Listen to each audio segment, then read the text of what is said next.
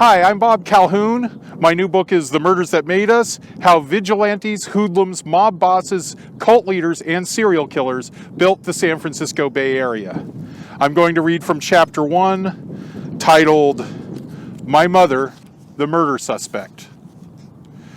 My mother, Jackie Calhoun, only talked about the murder sparingly. Her hushed tones when she did stood in sharp contrast to how she spoke of everything else. Tales of a fight at the laundromat over the dryers, or that time the doctor threw a pen at her hypochondriac friend, were retold often and in excruciating detail. My mother loved to gossip, and the murder was her juiciest story by far. But it was different. It was serious.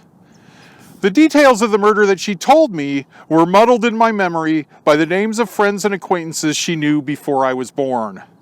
From what I remember, a friend of the family's was shot in his truck by some crazy woman he picked up somewhere. He called her either a stupid fool or a stupid bitch, depending on the telling. That my mom could know this little detail didn't make sense, because the murder took place in the suburban woods somewhere on the Bay Area Peninsula. But there was one other detail of the murder that really stuck in my mind.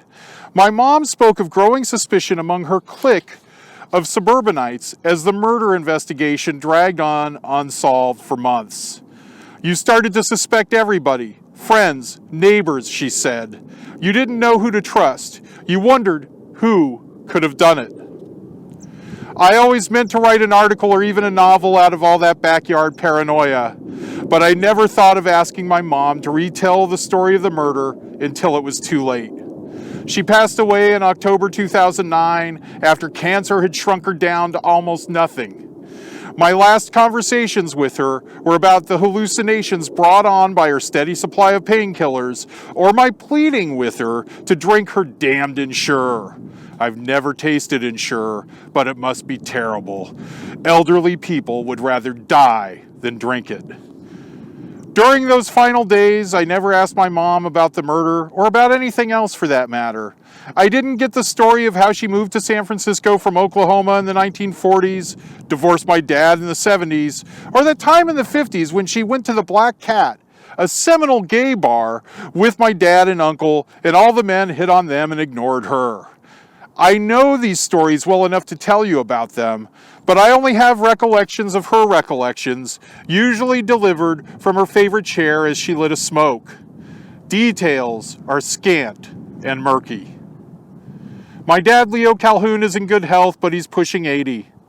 I asked him about the murder while we were having lunch at a Peruvian restaurant in Redwood City, a once working-class Bay Area suburb that's being gobbled up by Silicon Valley. Do you remember the murder that my mom used to talk about? I asked. I think it happened back when you both lived in the Redwood City Hills, or maybe it was South San Francisco. I got the impression it happened out in the woods somewhere, but not too far out there. August Nori, he answered, letting the victim's name hang in the air for a while. You know, your mother was questioned in the murder investigation, he said. She matched the suspect's description. A blonde was seen leaving the scene of the murder in Nori's car. Your mother was blonde, and we lived next door to the Noris back then. They were looking for someone who was having an affair with him, he added. This was a shock to say the least. My mom never mentioned being braced by homicide dicks. I'd remember that. Anyone would remember that.